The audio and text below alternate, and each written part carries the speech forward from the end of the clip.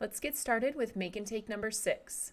This one features our mini slim trifold card with the two different sizes of square windows cut into it. We'll need the pieces from the packet Make and Take number 6, which includes one card base and one piece of Cookie Monster cardstock. We're going to start with the card base. You can see it has 3 different panels, and we'll be using our mini slim trifold template with the square dies. We created these to make it easy to line up the dies on your card front to make sure that they're centered and equally spaced. So you'll start with the larger of the 2 square stencil openings, and we're going to arrange that onto the front panel of our card. So make sure you know which is going to be the front of your card, then line up that stencil template and take the larger of the 2 square dies and place it down centered within that opening. You'll use some of your removable tape to tape that down, and then we'll open it back up and send it through the die cut machine. The opening is very important because you only want to cut through that front layer, so make sure that your card base is open when you're sending it through your die cut machine. So I did that, and you can see the opening there in the front of the card. Now we need to create the second opening on the back panel layer. You can use the stencil as an alignment guide, but really what I like to do is just fold that front piece over, and then you can center your smaller square die right inside that larger opening, assuring that it is perfectly centered in the place that you already cut. So now we have the large square opening on the right and the small one on the left. We're going to cut that frame now from the Cookie Monster cardstock. By nesting those 2 dies together, we'll have the perfectly sized frame to fit around that smaller square on the inside flap of the trifold. I'm adhering that around the outside edge with my tape runner, and then we can begin our stencil process. So I'll be using the mini slim on the dot stencil. I want to fold open the card. You should see that Cookie Monster piece on the left and the large square opening on the right. I've opened up the card base, and I'm going to add some purple tape right along the score line to keep my ink off of the back panel of my card base. I'm using an additional piece of purple tape to hold the stencil in place, and then I have 4 different colors of ink that will be blending across this stencil. This is the mini slim on the dot stencil, but you can use any pattern that's easy to repeat. So typical stencils are only 6 inches long and won't reach the full distance of a mini slim card. But if you're able to move the stencil pattern down, then you can easily repeat the pattern by moving it down and continuing with the polka dot if yours doesn't reach all the way down.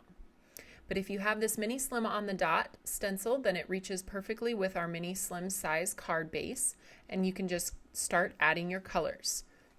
I started with the Cookie Monster and added it in 3 places to make a triangle of sorts. Now when I add the pineapple, I've made another triangle starting in the top left and then right middle and bottom left. And I'm doing the same with all 4 colors in order to vary where I'm placing them, so you get a little bit of every color within the whole background. I'm finishing with the Lime Zest ink in the remaining open portions of the background, and then we can remove all of the stencils and the purple tape to see the pretty pattern that we've created on the front of the project. Just make sure you remove your tape slowly so you don't accidentally rip any of your cardstock. Now you can see how that looks when we open it. We have the pretty polka dots on the front, the frame on the middle panel, and then we're going to do the back panel, which will have our image stamped onto it. Before we can stamp our image, we need to mark with a pencil the bottom line of that square opening. That's how we know exactly where to stamp the little base of the giraffe's neck so that it looks like he's popping out perfectly from that square opening. I'm going to set this up in the MISTI. You can see I have a little bit of overlap on the card base on the left, but that's just fine. It's not going to hurt anything when we close the lid. So now I'm placing that stamp of the giraffe, which you should have on your bulk panel. We did provide that for you. This is from the Life of the Party stamp set, and there are 4 different critters in that stamp set that you could use here instead of the giraffe if you have this particular stamp set or decide to purchase it. Now I am stamping the small piece of confetti a couple of times over the giraffe's head.